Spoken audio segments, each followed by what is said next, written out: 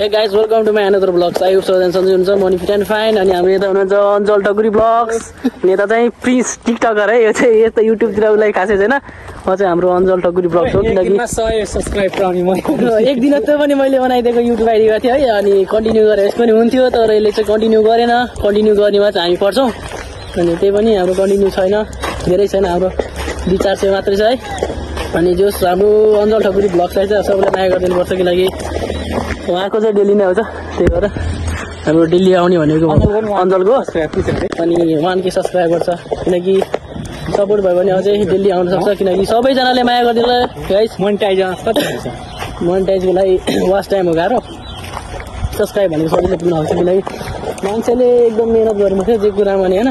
मिहिनेत गऱ्यो भने सबै कुरा हुन्छ, न केही हुँदैन। तेरो कति टिकटकमा भन्दा एकचोटि फलोवर्स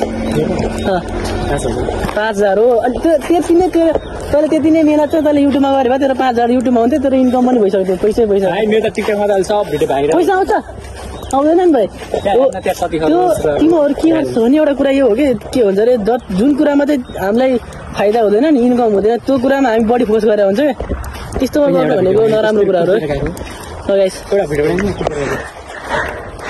हाम्रो प्रिन्स हामी किन हटाउने, तँलाई पक्न भाइरलै बनाइन्छ नि, थाहा पाउँछस्। फेरि पेजमा नै फेसबुक हालिदिनु पर्छ, कुदेको भिडियो बनाउने यसले चाहिँ कसरी थाहा एकचोटि लामो त्यस्तो होइन नि अब त भाइरलै हो त कि त्यस्तो कन्टेन्ट तैँले हेरेको छैनस्। कन्टेन्ट भन्ने के हो भाइ, कन्टेन्ट क्रिएटर भने तँलाई थाहा छ न, हेर्न टिकटकरको बाह्र चाहिँ यस्तो, किनकि एउटा ठिक छ, म तैँले बनाइछु लाग्छ भाइ।